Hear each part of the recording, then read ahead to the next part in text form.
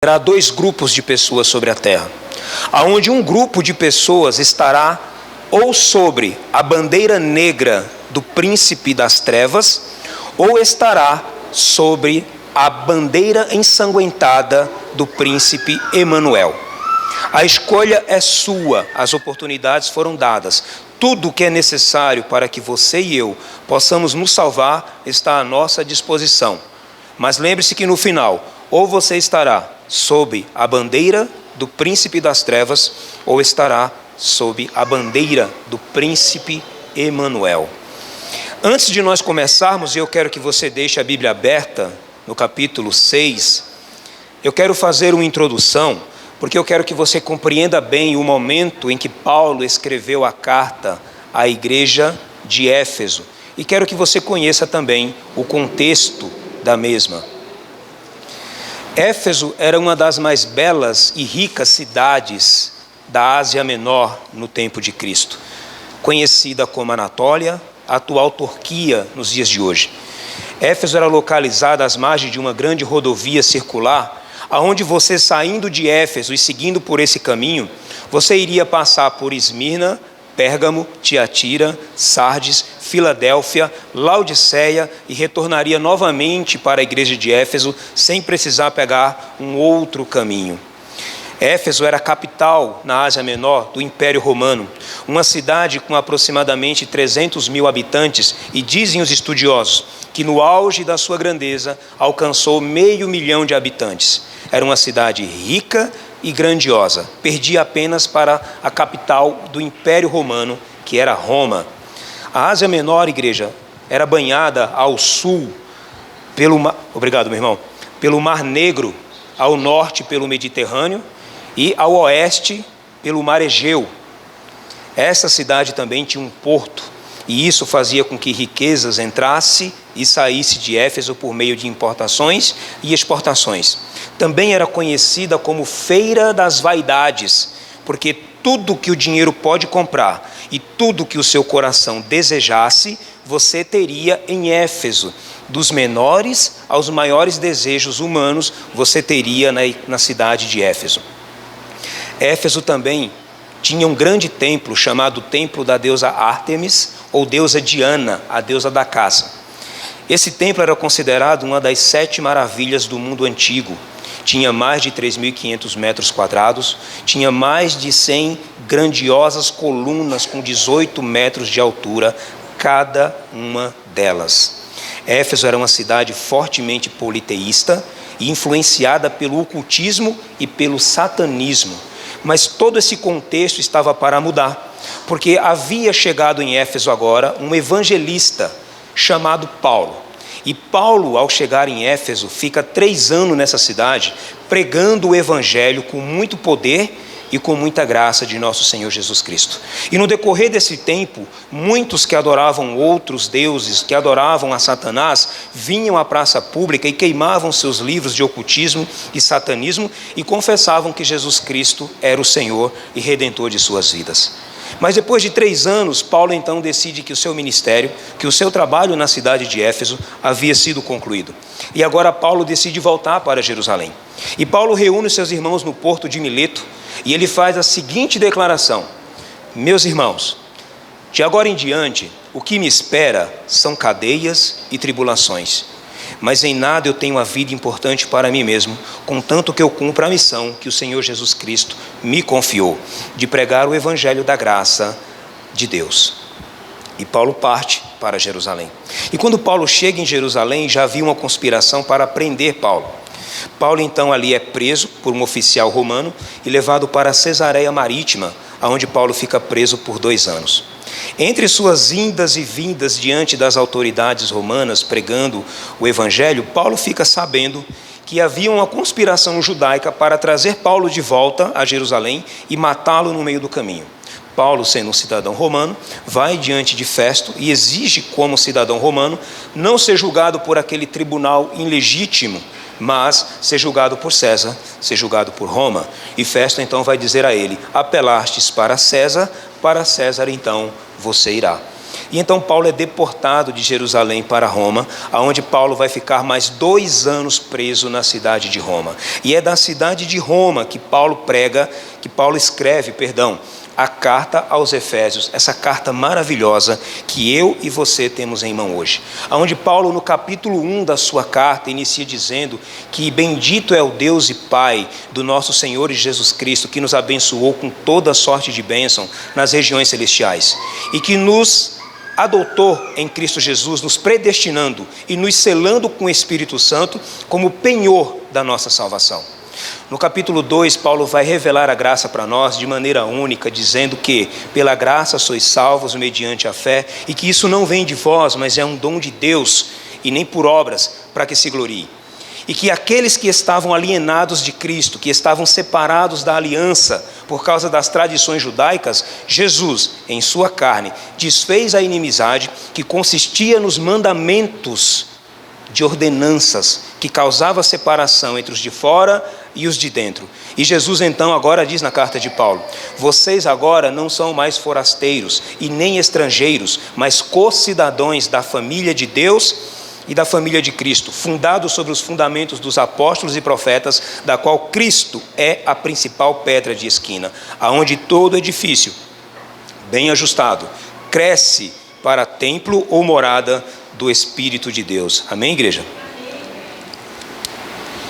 Onde no capítulo 3, Paulo vai dizer e vai falar para nós sobre o mistério do Evangelho. E ele diz, a saber, é que você e eu, nós que éramos estrangeiros e alheios às promessas, éramos co-herdeiros das promessas feitas a Abraão desde o princípio, desde toda a eternidade. E que uma vez agora revelado a vocês e a mim, conheçam esse Cristo, não apenas de maneira superficial, mas em altura e profundidade, e em largura e comprimento. No capítulo 4, Paulo vai dizer para nós que há um só Deus, uma só fé e um só batismo. E ele apresenta a unidade como ela deveria ser, a unidade da fé. E ele diz que, com esta unidade, eu e você, meus irmãos, devemos crescer a cada dia à medida e à estatura do nosso Redentor Jesus Cristo. E que uma vez conhecendo e uma vez crescendo, que nós não possamos mais falar como falávamos, agir como agíamos ou fazer simplesmente como fazíamos. No capítulo 5, Paulo começa dizendo para nós: não vos embriaguei com vinho, mas enchei-vos do Espírito Santo. E uma vez, mulheres, cheias do Espírito Santo, sejam submissas a vossos maridos. Maridos, uma vez cheios do Espírito Santo, amem suas esposas, assim como Cristo amou a sua igreja e por ela se entregou. No capítulo 6, Paulo vai dizer para os filhos: querem viver bem e querem viver muito, honrem seus pais e suas mães, guardem o 4º mandamento, observem e obedeçam, porque este é o primeiro mandamento com promessa. Quer viver bem? Quer viver muito, filhos? Honrem seus pais e suas mães. Pais, mães, não provoqueis iras em vossos filhos, mas admoestai-os na doutrina e no conhecimento de Deus. Servos, andem em temor e tremor diante do Senhor. Não façam para seus senhores como que por aparência, mas lembre-se de fazer como se fizesse ao próprio Deus e ao próprio Cristo. Senhores, não hajam de maneira dura, com chicotes ou açoites com os vossos servos. Lembrem-se que o Senhor do servo é seu também, está no céu, e para ele não há acepção de pessoas. Amém? Paulo agora vai caminhar para o fim da sua carta. E então, na minha tradução, a partir do verso 10, está escrito assim: no demais, irmãos meus, fortalecei-vos no Senhor e na força do seu poder. Revesti-vos de toda a armadura de Deus para que possais estar firmes contra as astutas ciladas do diabo. Porque não temos que lutar contra a carne e o sangue, mas sim contra os principados e potestades, contra os príncipes das trevas deste século, contra as hostes espirituais da maldade nos lugares celestiais. Portanto, tomai toda a armadura de Deus para que possais resistir ao dia mau. E havendo feito tudo, permanecer firme. Estais, pois, firme, tendo cingido os vossos lombos com a verdade, e vestidos da couraça da justiça, e calçado os pés na preparação do evangelho da paz. Tomai, sobretudo, o escudo da fé, com o qual podereis apagar os dardos inflamados do maligno. Tomai também o capacete da salvação e a espada do Espírito, que é a palavra de Deus, orando em todo o tempo, com toda a oração e súplica no Espírito, e vigiando nisto, com toda perseverança e súplica por todos os santos, e por mim, para que me seja dado no abrir da minha boca a palavra com confiança, para fazer notório o mistério do Evangelho, pelo qual eu sou embaixador em cadeias, para que possa falar dele livremente, como me convém falar. Amém, igreja?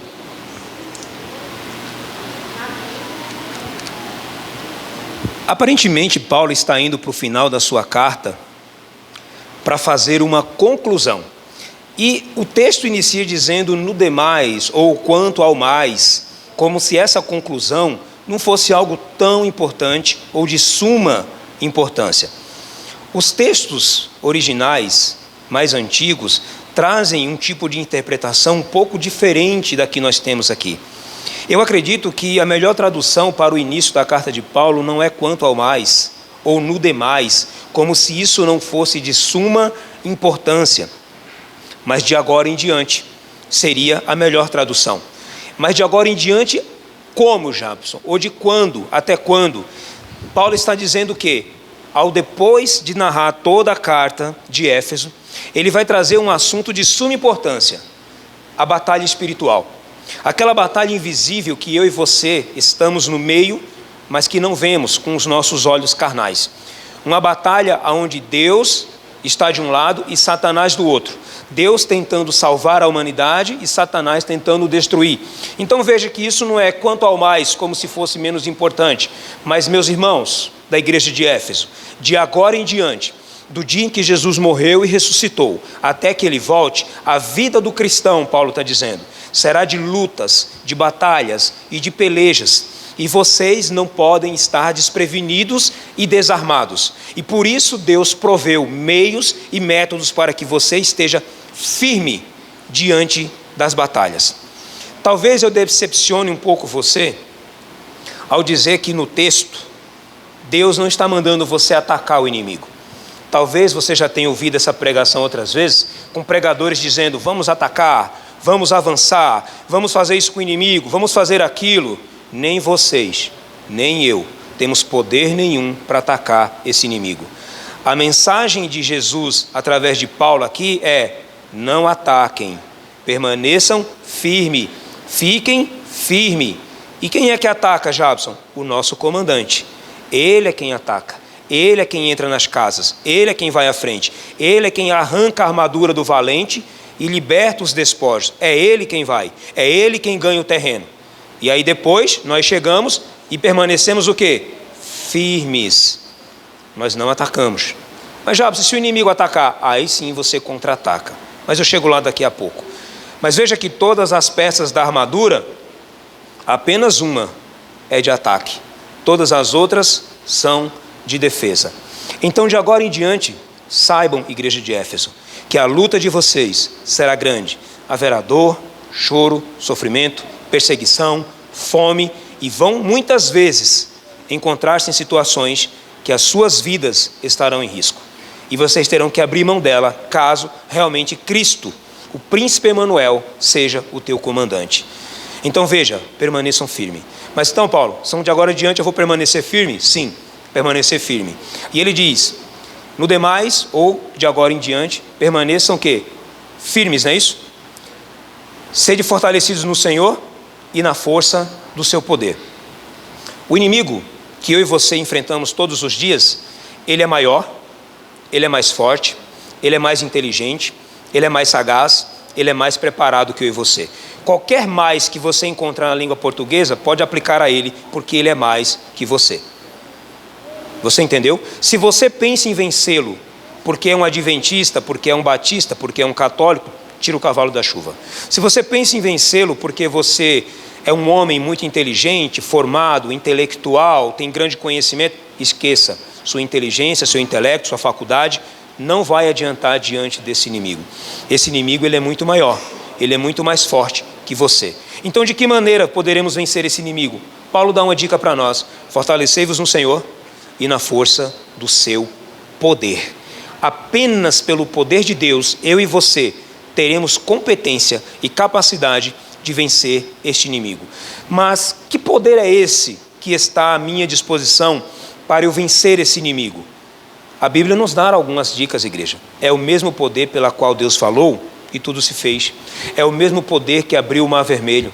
É o mesmo poder, igreja, que Deus trouxe Jesus à vida depois de morto. É o mesmo poder, igreja, que Deus parou o movimento de rotação e translação da terra, para que Josué, em batalha, de uma perspectiva de quem estivesse na terra olhando para o sol, pensasse que o sol estava parado. Este poder é o poder que está à minha e à tua disposição para vencer esse inimigo. Qualquer coisa fora disso é uma falácia, é uma mentira. Se tentar vencê-lo confiando em você, você está fadado ao fracasso. Você está fadado a perder até a sua própria vida, se pensar em vencer esse inimigo de maneira estabalhoada, ou como algumas igrejas tolas que brincam de expulsar demônio, fazem aí fora. Não se deixe enganar, igreja. Esse inimigo, ele é maior, ele é mais forte e ele é mais sagaz que você. Então o texto nos diz e deixa muito claro que devemos estar fortalecidos no Senhor. O verso 2 diz: revesti-vos de toda a armadura de Deus. É toda. Não adianta ter fé e não estudar. Não adianta estudar e não ter fé. Concordam comigo, igreja? Sim ou não? A armadura tem que ser completa, porque se não for completa, o inimigo, que é maior, mais forte e mais sagaz que você, encontrará brechas, e ele não vai atacar você aonde você é forte. Não seja presunçoso, não seja arrogante. Revesti-vos de toda a armadura, não apenas uma ou apenas outra. Detalhe: quem fez a armadura? Deus. Ele disponibilizou para você? Sim. Mas quem é que vai vestir a armadura? Você vai vestir. Não é Deus que vai vestir você. É revesti-vos da armadura. Vistam-se. Mas de que forma eu visto a armadura, Senhor? Estudando, orando e etc, etc. Buscando com diligência cada uma das peças da armadura. É você quem vai vestir. E não pense nem por um segundo que você, vestindo a armadura, pode usá-la de alguma forma independente do poder de Deus. O poder de Deus está ligado e vinculado à armadura que você vai vestir. Revesti-vos de toda a armadura de Deus. E para que eu preciso me revestir, igreja? Paulo continua dizendo aqui para nós: para poder ficar o quê? Firmes contra as astutas ciladas do diabo. Mais uma vez, firmes. Não ataquem, fiquem firmes. 3 vezes de forma imperativa, Paulo vai dizer: permaneçam firmes. Fiquem firmes. Como é que está escrito mesmo, irmãos? Lá em Tiago 4, verso 7. Ataque o diabo e ele fugirá de vós. Não é assim não, irmã? Repete. Resisti ao diabo e ele fugirá de vós. Deus não manda você atacar a igreja, porque Ele sabe que eu e você somos fracos. Nós não temos poder para atacar. Mas aí quando eu vou lá, irmãos, é verdade que algumas vezes na Bíblia Deus deu poder e autoridade. Agora vá e ataque. Lembra quando Jesus comissionou? Disse o que para eles? Agora vocês vão avançar. Mas vocês agora têm o quê? Poder. O que vocês falar vai o quê? Acontecer. Quando for comissionado, o comandante vai lhe dar a ordem: ataque. Mas no momento, ele está dizendo o quê? O terreno que eu ganhar, meus filhos, nessa batalha, guardem, cuidem, preservem, permaneça firme, não retrocedam. E render-se, meus filhos, jamais. Não retrocedam e não se rendam, permaneçam. Entende o que Paulo está dizendo aqui? Então veja: revesti-vos de toda a armadura, para que possais estar firmes contra as ciladas. Igreja, você sabe o que é uma cilada? Cilada é uma tocaia, é uma emboscada. Essa linguagem cilada, ela vem da caça. Leões fazem emboscadas, fazem tocaias. Homens, quando querem caçar, fazem arapucas, tocaias, emboscadas. Por quê? Porque eles querem pegar a presa desprevenida, não é assim? Eu me lembro que quando eu era pequeno, em Pernambuco, quando eu morava no sítio do meu avô, eu gostava de matar rolinhas com estilingue. E para a coisa ficar mais fácil, porque às vezes nas árvores era mais difícil, eu ia para a barragem do meu avô, que eu sabia que elas iam beber água. E o que eu fazia? Oi? Oi? Eu tenho um estilingue. Ah, que legal. Então você sabe do que eu estou dizendo, então. Então veja, eu pegava alguns galhos de uma planta que eu conheço na época como marmeleiro, acho que era o nome, era esse, acho que é esse mesmo. E aí eu fazia, conhece, né, irmã? Isso mesmo, né? Marmeleiros, né? E aí eu fazia meio que uma cabanazinha ali improvisada, quebrando aqueles galhos, mais próximo possível.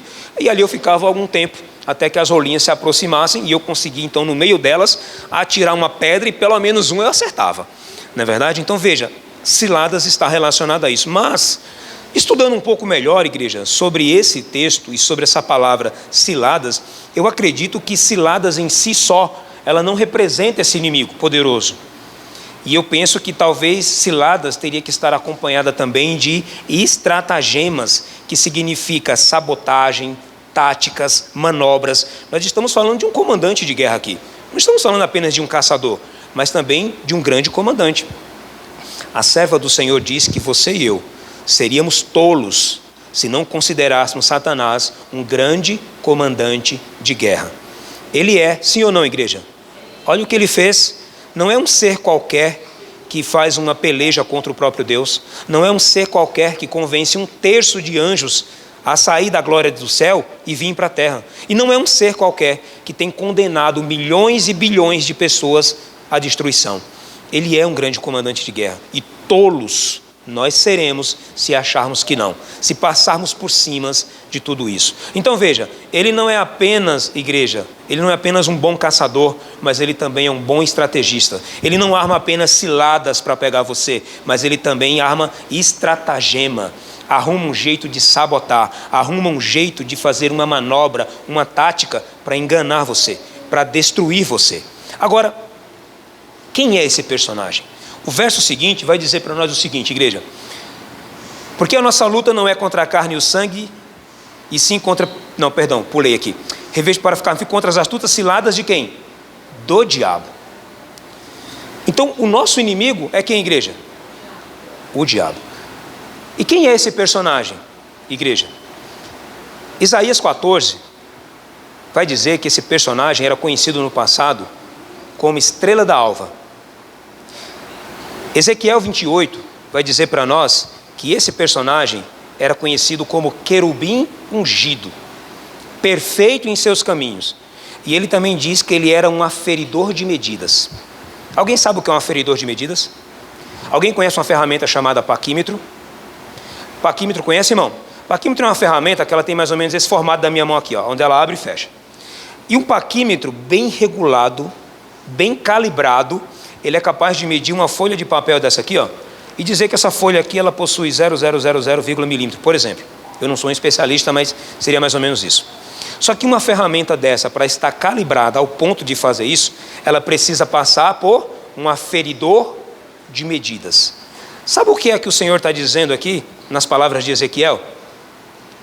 Os anjos foram criados perfeitos, mas o querubim ungido, a estrela da manhã, era a excelência da perfeição. Por que esse camarada Deus permitiu criar-se iniquidade em seu coração?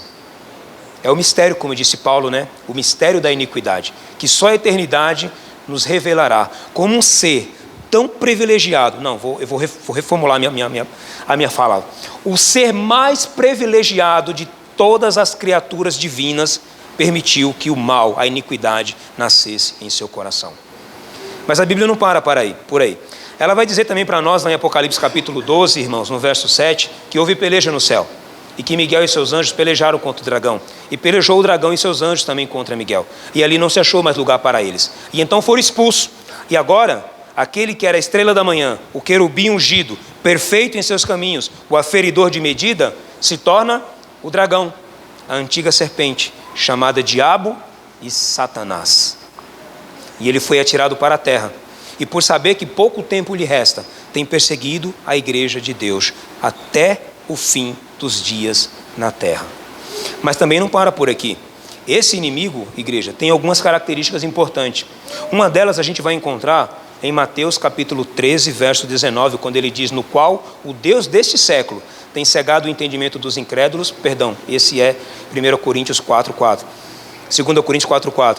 No qual Deus desse século tem cegado o entendimento dos incrédulos, para que não lhes resplandeça a luz do evangelho de Cristo Jesus. Então uma das coisas que ele faz com a igreja é o que, igreja? Cegar o entendimento daquelas pessoas incrédulas. Distorcer, deturpar, enganar. Mateus no capítulo 13, verso 19 diz: todos quanto ouvem as palavras e não as compreendem, vem quem? O maligno, e arrebata o que foi semeado. Estar na igreja, não compreender a mensagem, é quem, igreja? O maligno. Fazendo o quê? Arrebatando o que foi semeado. Você entende isso? E o que é maligno? 1 João, capítulo 5, vai dizer para nós o seguinte, verso 17 vai dizer para nós: o mundo inteiro jaz no maligno. Sabemos que somos de Deus, mas o mundo jaz no maligno. E o que é maligno, igreja? Aquele cuja essência é continuamente má. 1 Pedro 5, verso 8, vai dizer para nós que o diabo, o nosso adversário, anda como um leão, rugindo, procurando a quem devorar. Lembra da cilada? Caça, procurando a quem devorar. Mas e o Senhor? Lá em Salmo vai dizer para nós que o anjo do Senhor acampa onde?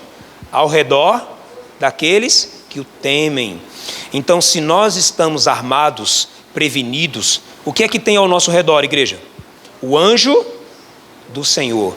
Mas se a nossa armadura é frouxa, se a nossa armadura não é completa, se nós não estamos fazendo a nossa parte, o anjo do Senhor vai estar lá? Não. Uma vez que o anjo do Senhor sai, o leão que estava ao derredor fica onde agora, igreja? Ao seu redor, procurando lhe devorar. João 10:10 vai dizer que esse inimigo também veio a esse mundo para uma coisa: matar, roubar e destruir. Ele tem conseguido ou não, igreja? Pelos olhos humanos parece que ele está ganhando essa luta, essa partida de goleada, igreja, de lavagem. Não é verdade? Então esse, igreja, esse é o inimigo que eu e você enfrentamos todos os dias da nossa vida. Lembre-se, todos os dias da nossa vida.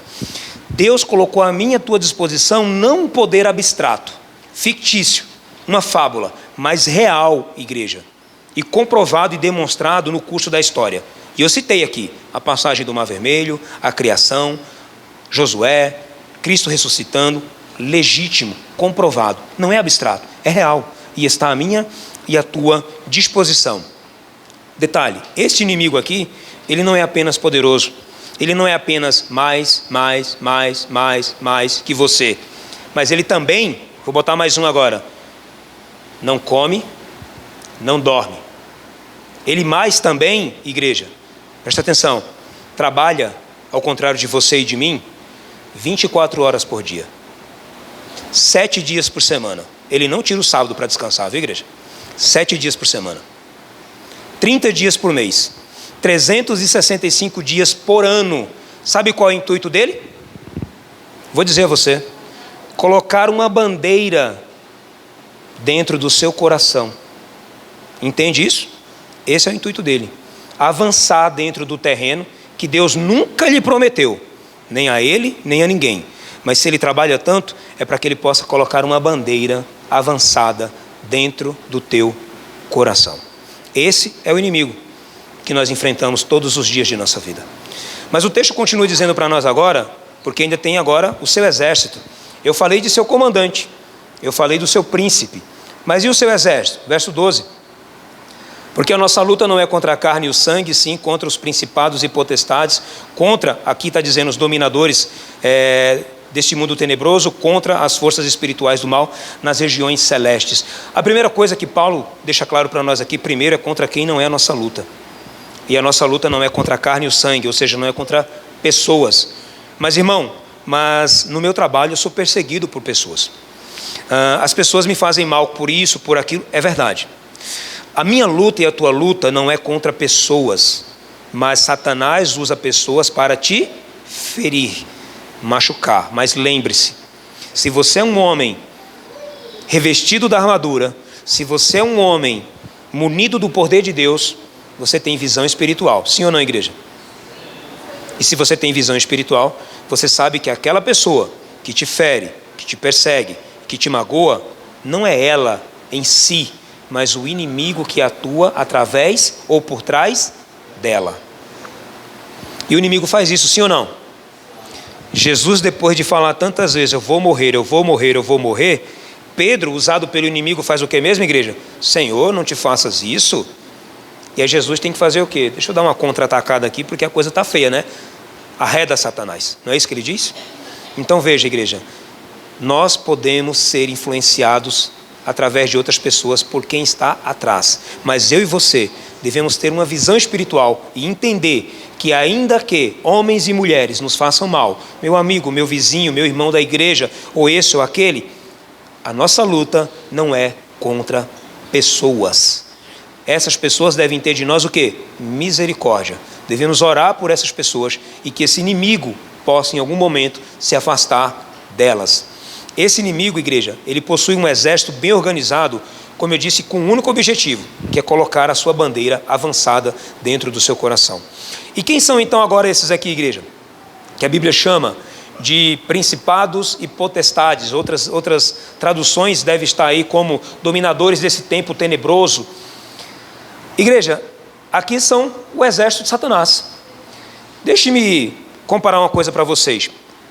Já que a nossa linguagem agora é exército, quando um país vai entrar em guerra contra outro país, o que ele faz normalmente? Ele pega meia dúzia de gente, sai de maneira tola e atabalhoada e vai para a guerra. É assim? Claro que não. Claro que não. Muito longe disso, igreja. Deixa eu dizer uma coisa para vocês.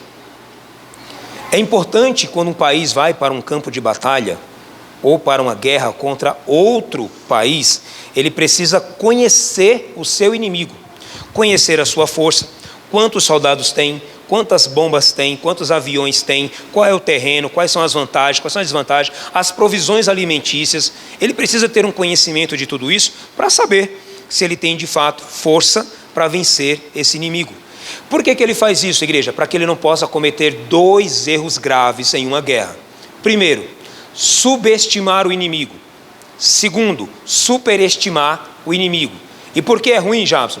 Porque se eu subestimo o meu inimigo, quando eu estiver no campo de batalha, eu serei derrotado. Sim ou não, igreja? Serei derrotado facilmente. Cheguei no campo de batalha, ele tinha mais soldados, ele tinha mais armas, ele tinha mais provisão, com certeza eu serei morto.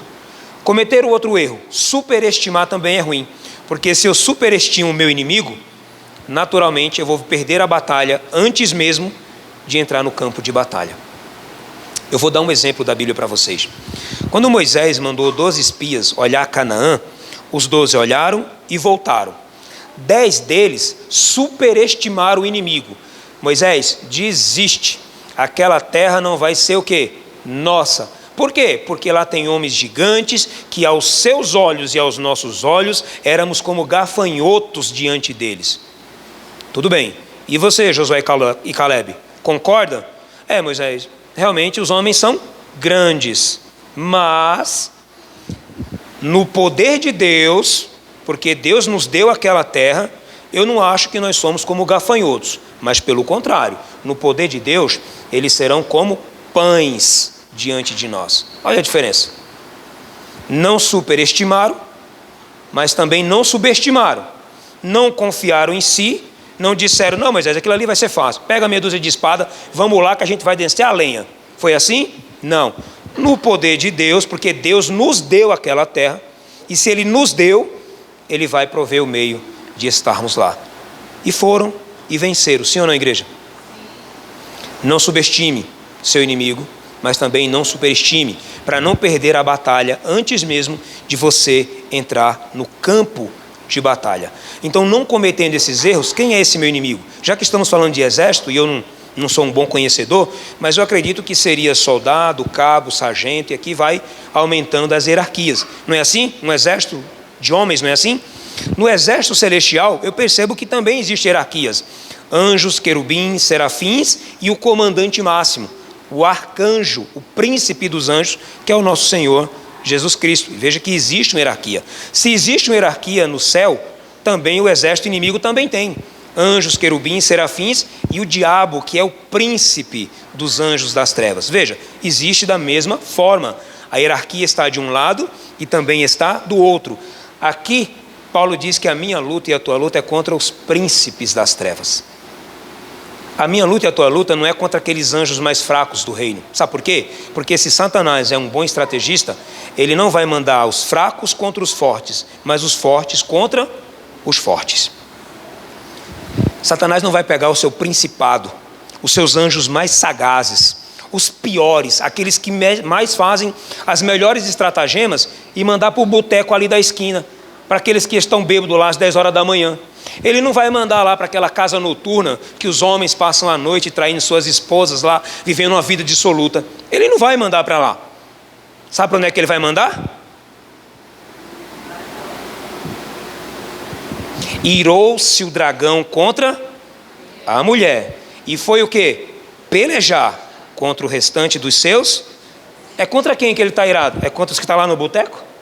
É contra os que estão lá na casa noturna? É contra os que estão naquela igreja do oba-oba? Que pregam uma palavra frouxa? Que pregam uma palavra do oba-oba, do glória a Deus e bababá e está tudo certo?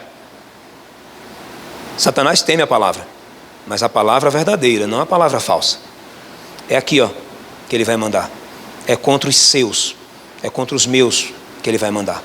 Então a minha luta e a tua luta, igreja, é contra os principados e potestades. Agora, igreja, quem são esses principados aqui? Veja, é importante a gente entender que nós estamos aqui diante de um conflito.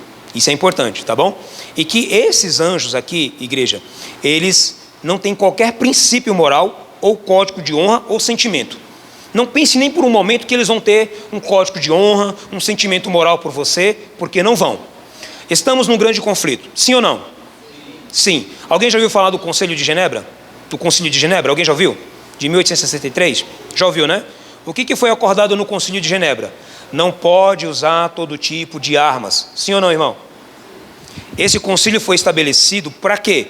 Para que não se usasse armas atômicas em guerras, para não dizimar, a humanidade. Então, existem regras para não dizimar as pessoas inocentes.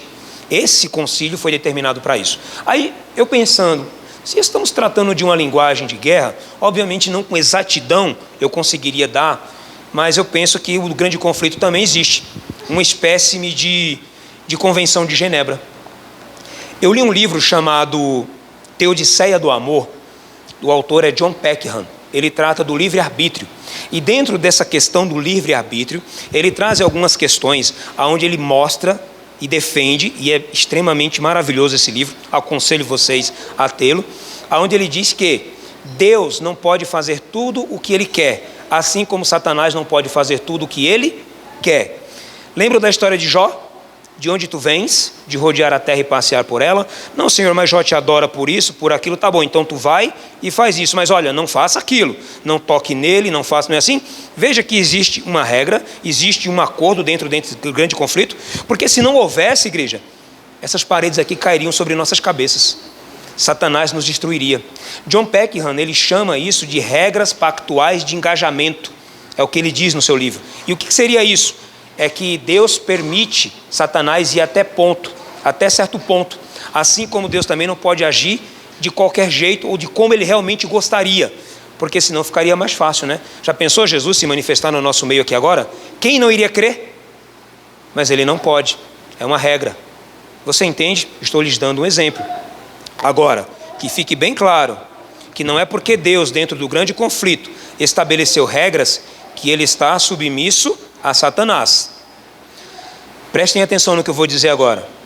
Nas palavras de Martinho Lutero, Satanás é um cachorro preso na coleira de Deus. E ele só vai até onde Deus permite e nem 1 centímetro a mais. Entenderam, igreja? Existem regras, mas Deus não está submisso a Satanás. Porque Satanás, na verdade, não passa de um cachorro preso na coleira de Deus. Aqui, igreja, de um lado, o império das trevas. E esse império das trevas aqui, igreja, é um império permitido por Deus e governado pela tirania e a ignorância. Você ouviu o que eu disse? O império das trevas existe até hoje porque Deus permite. E esse império só existe porque ele é governado pela tirania e pela ignorância das pessoas. Porque se elas conhecessem esse Deus, elas se libertariam deste império. De um lado nós temos o império, que onde esse império de trevas, não é isso? Onde ele é imposto, usurpado e mantido pela tirania. E do outro, o império de luz, onde é o império, é um reino legítimo e legitimamente instalado. O reino de Deus é legítimo e legitimamente instalado, mas o de Satanás não. Esses anjos, igrejas, a Bíblia, em seu texto original, os chama de cosmocratores. E o que é cosmocratores, igreja?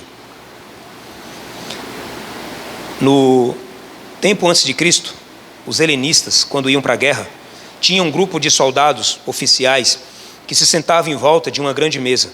Aqueles soldados faziam estratagemas, faziam ciladas de como avançariam para vencer o inimigo. Sabe como esses oficiais eram chamados? Cosmocratores. O Espírito Santo achou bom trazer essa palavra e colocá-la aqui.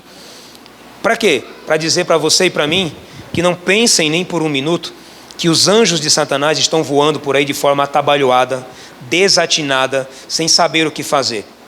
Ele conhece você mais do que você mesmo. Quantos aqui são casados, igreja? Há quantos anos a irmã é casada? 40 anos. Vou fazer uma pergunta para a irmã aqui, mas vai servir para todos, tá? Até para quem está casado há um ano.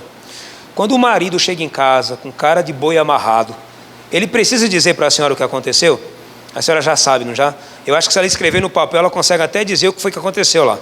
É assim ou não é assim? Se você que é casado consegue perceber isso do teu marido, imagine esse inimigo que estuda você há milênios e milênios sobre a face da terra.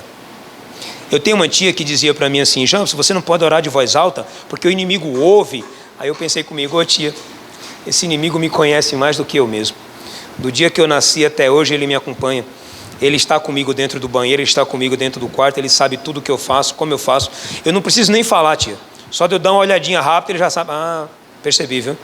Ele já sabe, tia. Ele conhece. Ele não sabe o que tem dentro, mas a inteligência e a sagacidade dele, ele consegue prever o que eu quero, ele sabe o que eu quero, o que eu gosto, como eu gosto, de que jeito eu gosto. Ele sabe de tudo. Então veja, igreja, você não está lidando com anjos voando de maneira desatinada ou atabalhoada, mas quando saem para alcançar a presa, sabem exatamente o que vão fazer. E o intuito é destruir você. E então agora, irmãos, sabendo que o nosso inimigo ele é maior, que ele é mais forte do que eu e você, o que devemos fazer?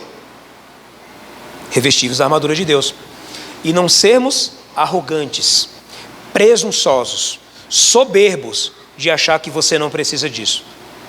Deixa eu dizer uma coisa para vocês, igreja, que isso fique registrado na mente de vocês, tá bom? Por favor. Assim como uma corrente não é mais forte do que o seu elo mais fraco, você e eu não somos mais fortes do que aquele caráter ainda acariciado, aquele desvio de caráter que eu e você temos. Qual é o caráter que você ainda não venceu? Qual é o pecado que você ainda não venceu? Qual é o deslize de caráter que você tem? Então, por mais que você se ache forte, eu sou pastor da igreja adventista, eu sou ancião da igreja adventista, eu sou obreiro, eu sou diácono, meu irmão, qual que é o teu pecado mais pequeno lá dentro de você? Pronto, você, com toda essa arrogância, com toda essa pompa, você não é mais forte do que isso. Porque o inimigo vai te bater aqui, e é aqui que você vai cair. Então, assim como a corrente não é mais forte do que o seu elo mais fraco, você não é mais forte do que o seu desvio de caráter mais fraco. Seja desejo por uma mulher da rua, seja desejo ou ambição desenfreada por riqueza, seja o fato de orgulho, presunção, soberba, vaidade, tudo isso é pecado. E tudo isso é um elo fraco no seu caráter. E quando ele é provado, ele se arrebenta e ele se quebra e revela quem de fato eu e vocês somos. Incapazes de vencer esse inimigo por nós mesmos. Não temos poder, igreja.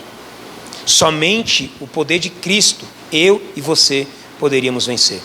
Portanto, fortalecei-vos no Senhor e na força do seu poder. Resistam, e depois de resistir e vencer o dia mau, ele diz, permaneçam firmes. Qual é o dia mau? O artigo definido aqui no texto faz referência ao último dia, a batalha do Armagedon. Mas alguns estudiosos dizem que não é apenas até o último dia. Paulo não ia dizer assim, olha, estejam revestidos hoje para um dia que vocês sequer irão ver. Vocês estarão mortos. Não. O dia mau é todo dia, igreja. Pode não ter sido mal para mim hoje, mas foi para você. Pode não ter sido para vocês, mas foi para mim. Sabe aquela batalha que você acha que você vai perder, que o inimigo judeia de você, fere você? Sabe aquele dia? Mas que você, porque está revestido, permaneceu firme. Você não retrocedeu, você não correu, você não desistiu, você permaneceu firme. Ele diz, olha, resisti ao dia mau e permaneça firme. Não é tipo assim, olha, venci o inimigo. Ufa, acho que eu não preciso orar hoje não. Ufa, acho que eu não preciso ler a Bíblia hoje. Ufa, você entendeu? Permaneçam. Não é porque venceram uma batalha que agora vão se desarmar e vão achar que podem relaxar. De agora em diante, até Jesus voltar, é luta, é guerra, é batalha. Permaneçam firmes. Esse é o dia mau, igreja, que nós temos que vencer todos os dias. Caminhando para o fim, aqui não é uma armadura, igreja, não faz parte da armadura, mas a oração é importante, sim ou não? Tem como eu estudar a Bíblia sem oração? Difícil, né? Fé sem oração vai? Difícil também, né, igreja? Embora ela não faça parte, mas ela permeia toda a armadura. Eu disse que eu não ia falar da arma, né? Mas é que assim, eu sou tentado a rapidamente falar de uma, que é a minha favorita e a que eu mais amo, e acho que vocês já perceberam isso, né? Quando ele diz, tomai o capacete da salvação e a espada. Você percebe, de todas as armas que Paulo cita, esta é a única que tem dupla finalidade. Ela serve para se defender do inimigo, que é o que a Bíblia está dizendo, mas ela também serve para contra-atacar. O texto não me manda atacar, mas ele não diz nada sobre contra-atacar. Existe uma diferença, Jabson? Existe. Algumas pessoas dizem que a palavra panóplia, que é armadura, ela é de um oficial romano.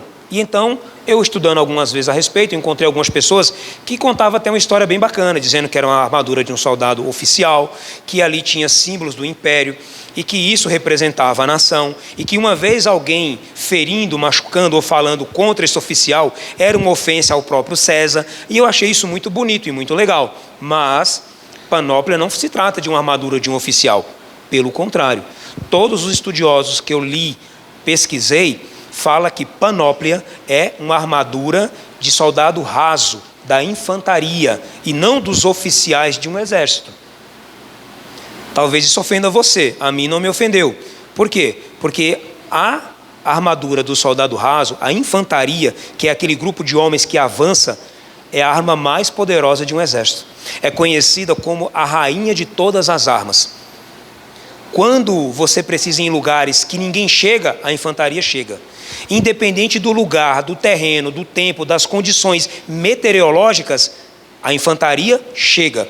E é onde o Senhor está dizendo, eu vou avançar. E eu vou entrar em tudo quanto é lugar nesse mundo.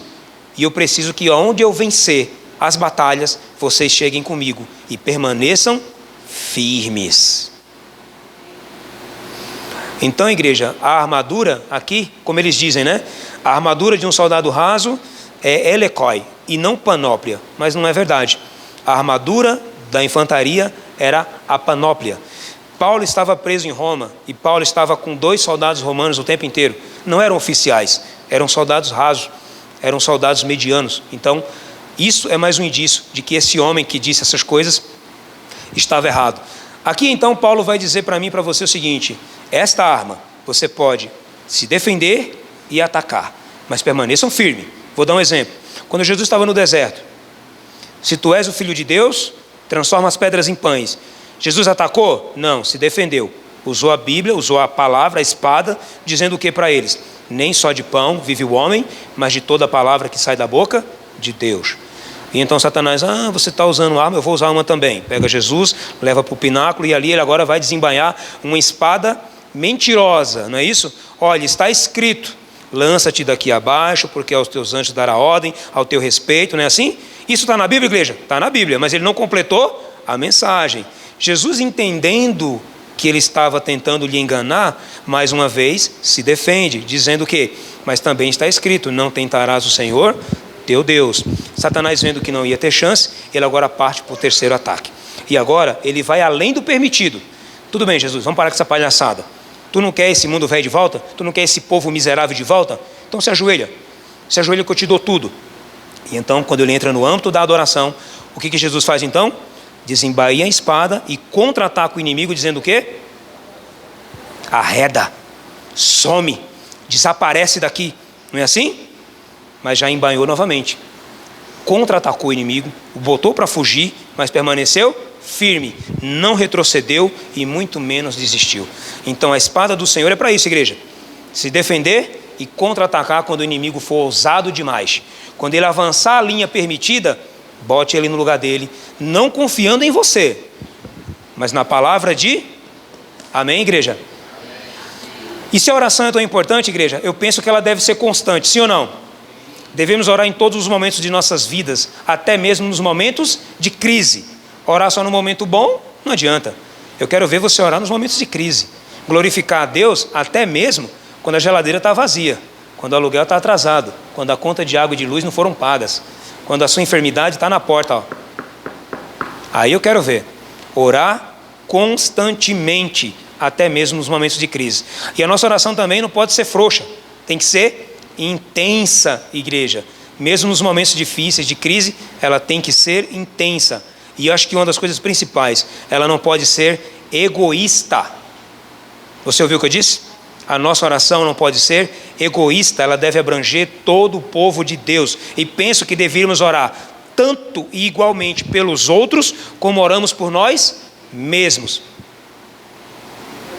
Entendeu isso?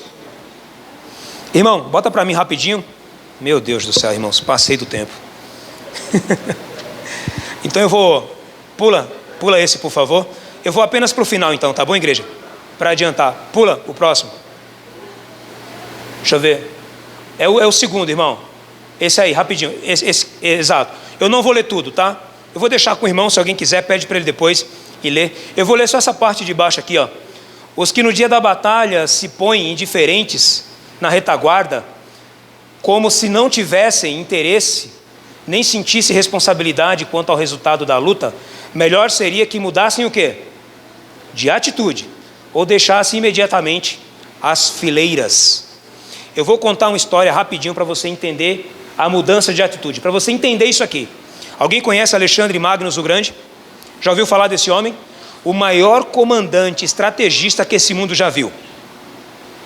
Diz que esse homem estava numa batalha e ficou sabendo que um soldado seu fugiu com medo e estava escondido numa caverna próxima. Ele então monta em seu cavalo, Bucéfalos, e ele vai até então, pessoalmente, até esse soldado. E quando ele chega de frente da caverna desse soldado, ele, montado em seu cavalo, olha para dentro e ele diz: soldado! E então o soldado sai de lá de dentro, se tremendo, quando percebe que quem está lá na porta é o seu senhor, é o seu rei, o seu imperador. E ele, diante de Alexandre, se tremendo de medo, Alexandre olha para ele e faz a seguinte pergunta: soldado, qual é o seu nome? Ele olha para Alexandre, se tremendo, e diz: Alexandre, meu senhor. Alexandre olha para ele e diz: como, soldado? Qual é o seu nome?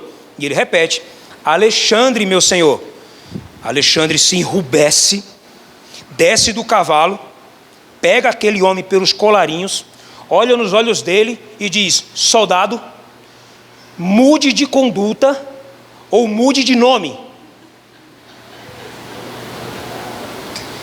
Nós dizemos com muita facilidade para as pessoas que somos cristãos. Pesquisa depois o que é ser cristão, ou se nós talvez tenhamos que fazer uma mudança de atitude. Viver em conformidade com o nome que o nosso comandante nos deu. Estamos vivendo, igreja? Estamos firmes nessa batalha de verdade? Quando dizemos que somos um cristão, estamos representando o nome do nosso comandante? Ou será que Cristo vai ter que descer do cavalo branco também, nos pegar pelo colarinho e dizer: ei, qual é teu nome? Eu sou cristão. Você é? Mude de conduta então, ou mude de nome. Isso vai estar com o irmão. Peguem depois, leiam todos. Eu acho que vale a pena para vocês compreenderem melhor o que a serva do Senhor fala a respeito disso. Irmãos, como cristãos, devemos viver literalmente sobre a bandeira ensanguentada do príncipe Emanuel.